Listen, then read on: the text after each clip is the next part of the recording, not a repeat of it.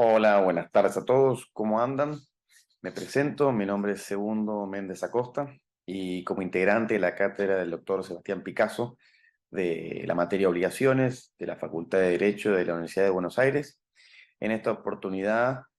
nos encontramos para dar algunas ideas, comentarios generales acerca de la responsabilidad del Estado con particular referencia a dos precedentes o a propósito de dos precedentes que dictó la Corte Suprema de Justicia de la Nación en septiembre de este año. Los fallos son uno González con provincia de Tucumán, que dictó el 6 de septiembre del 2022, y el otro es Ceballos con Dirección Nacional de Vialidad, que dicta el 20 de septiembre de este mismo año.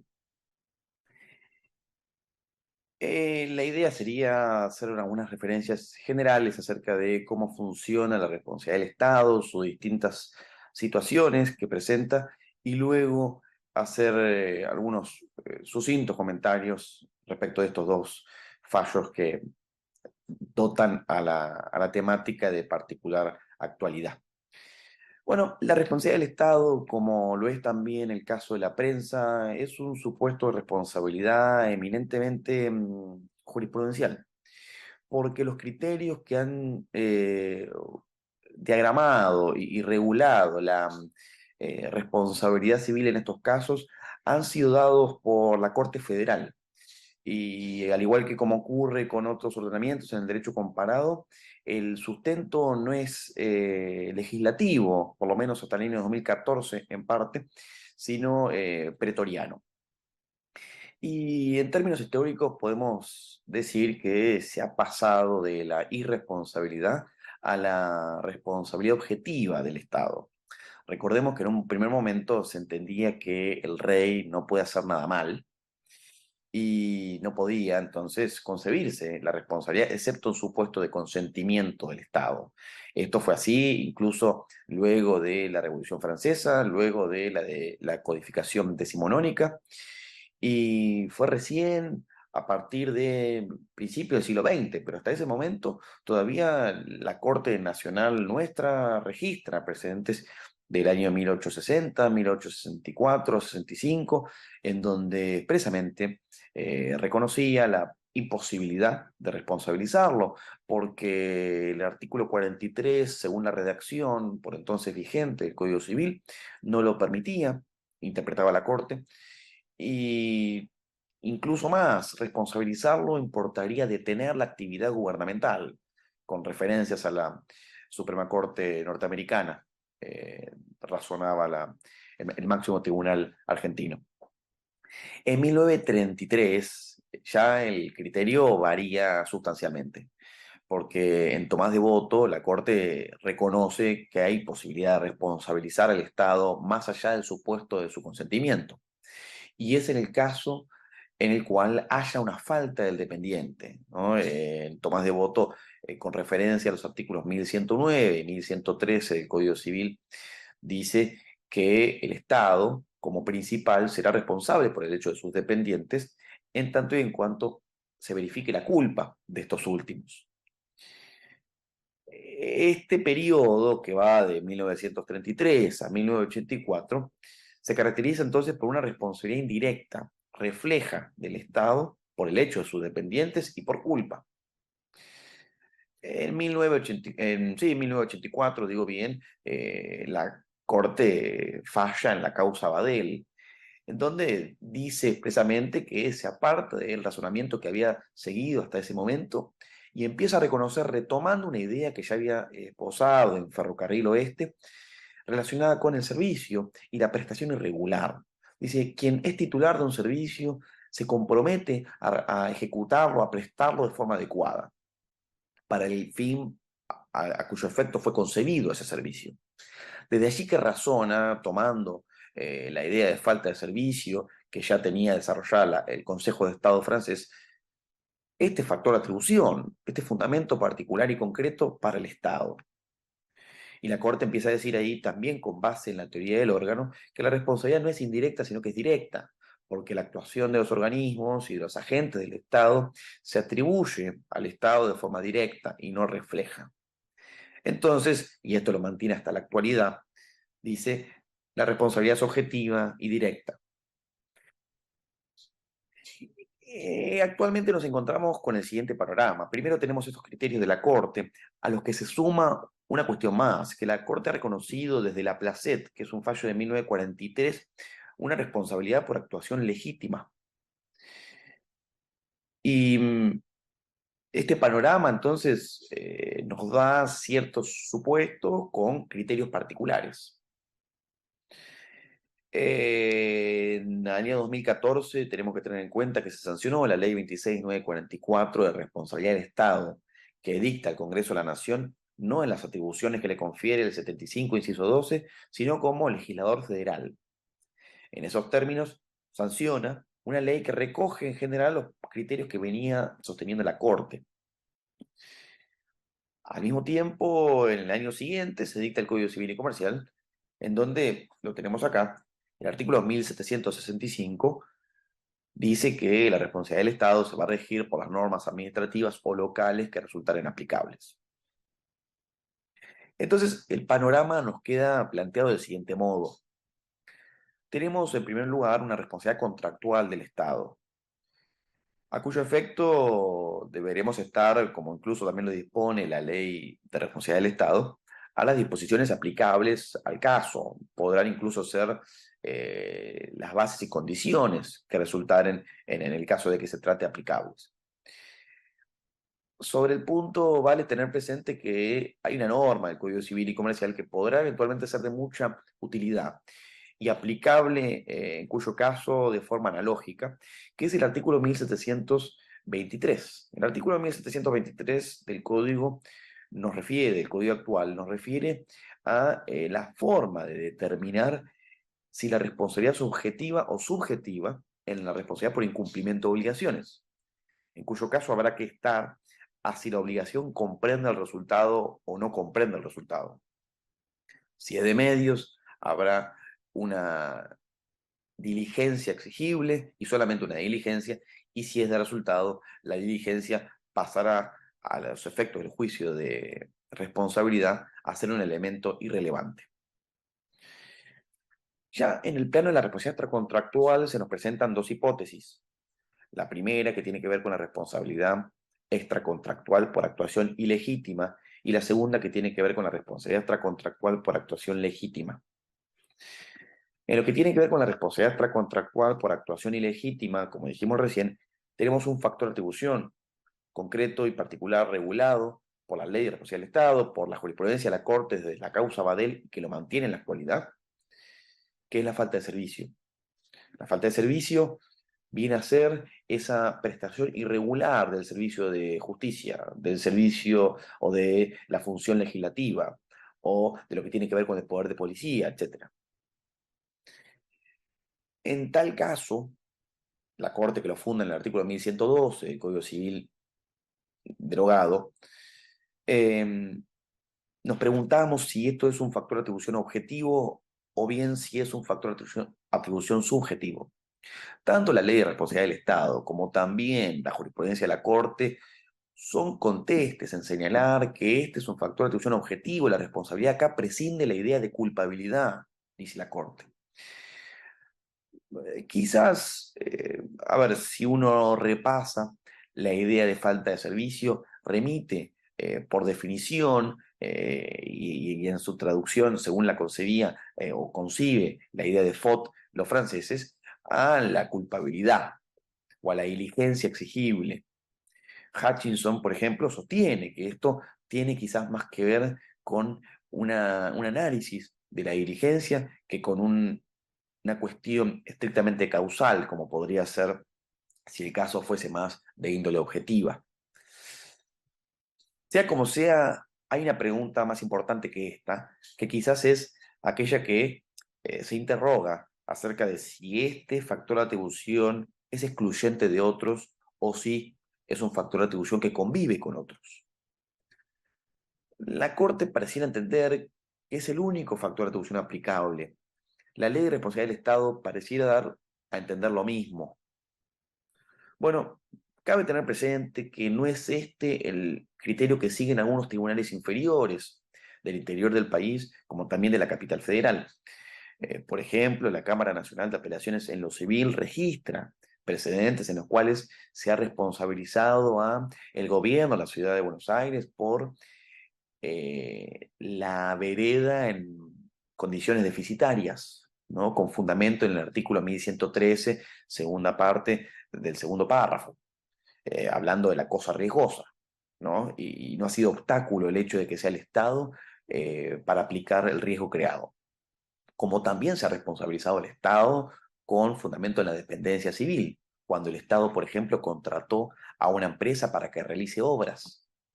y esa empresa contratada daña justamente en ocasión de las funciones que habían sido encomendadas. Con lo cual, acá podemos entender o se puede observar dos corrientes jurisprudenciales, una que reconoce a la falta de servicio como un fundamento más, pero no único,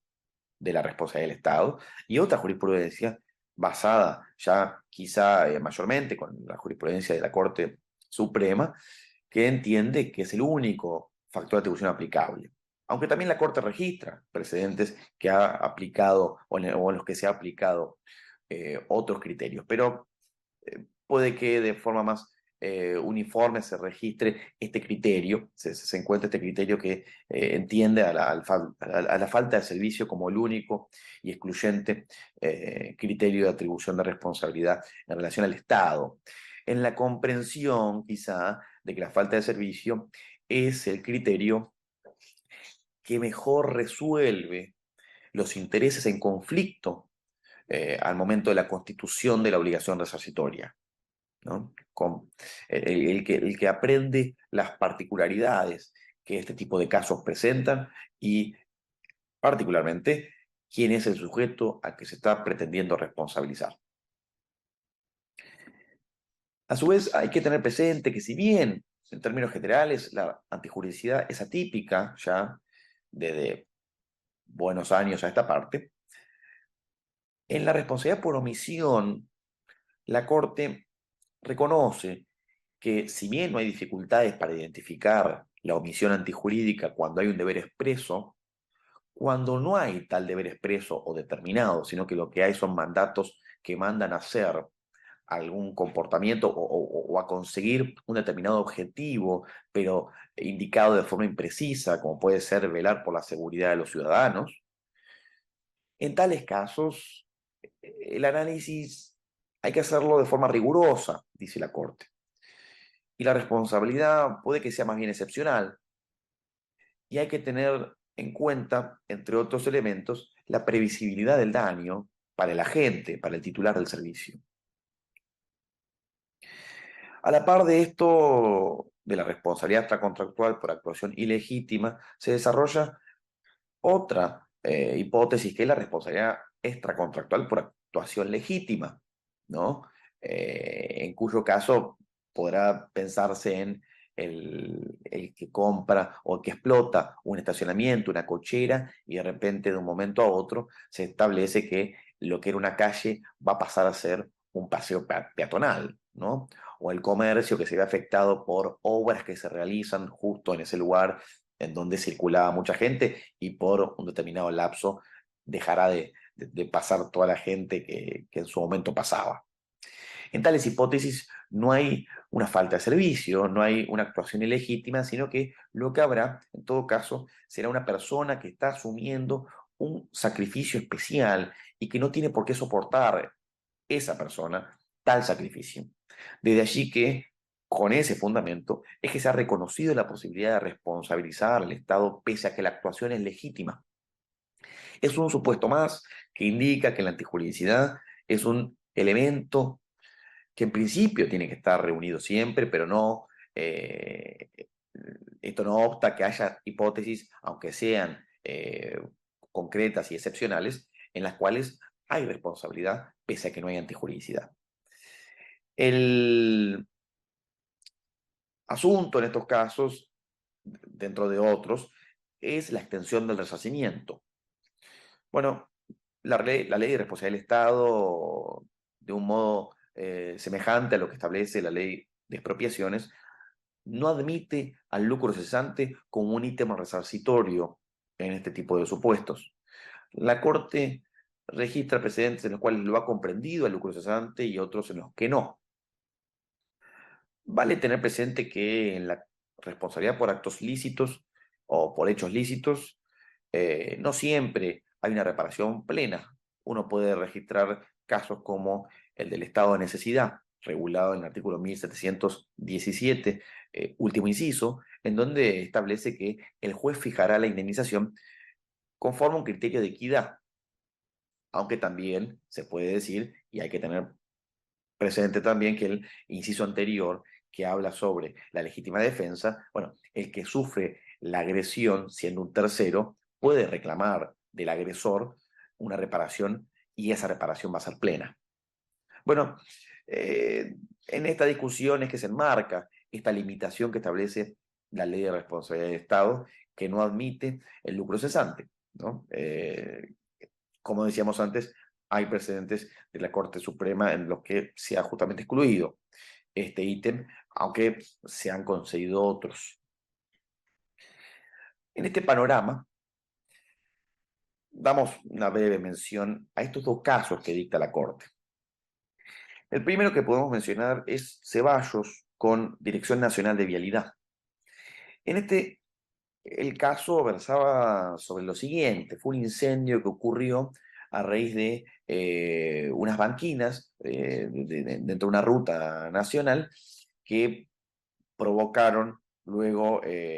daños en un campo lindero. Entonces, uno de los titulares de estos campos reclamó contra el Estado y la Cámara, no quiero decir mal, la Cámara Federal de Corrientes condenó al Estado en la comprensión de que la banquina ocupaba la condición de cosa riesgosa y, con fundamento en el artículo 1113, consideró que era responsable el Estado por ese incendio que se había desatado. La Corte, cuando toma el caso, admite el recurso y deja sin efecto la sentencia y manda a dictar un nuevo pronunciamiento con arreglo a la doctrina de la arbitrariedad. Y para así decidir, lo que termina estableciendo y razonando es que en el caso el tribunal inferior había aplicado un criterio de atribución de corte civilístico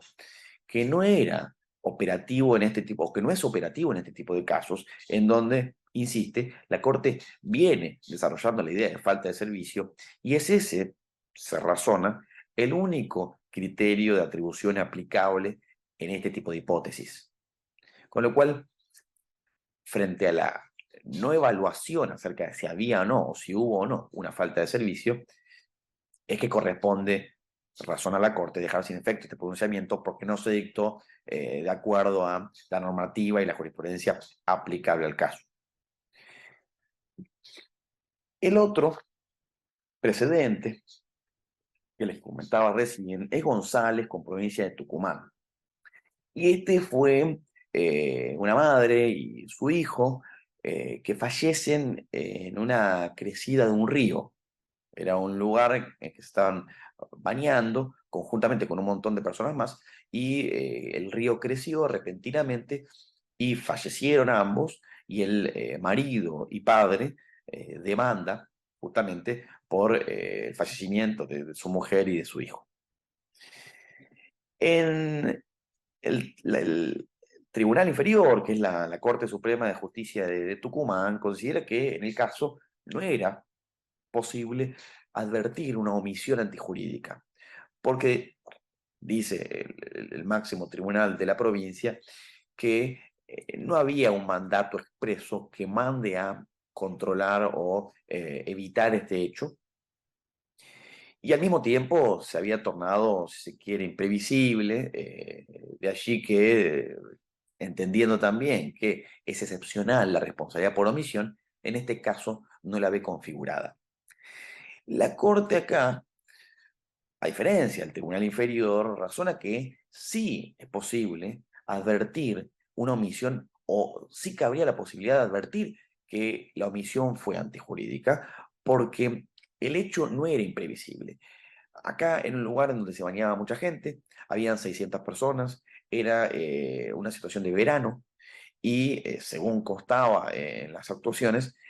era de público conocimiento que en ese lugar, por más que no era un balneario reglamentario o reglamentado, o habilitado, sí se trataba de un lugar en donde la gente frecuentaba para bañarse en esta época. Había 600 personas, dentro de ellos había un montón que eran niños,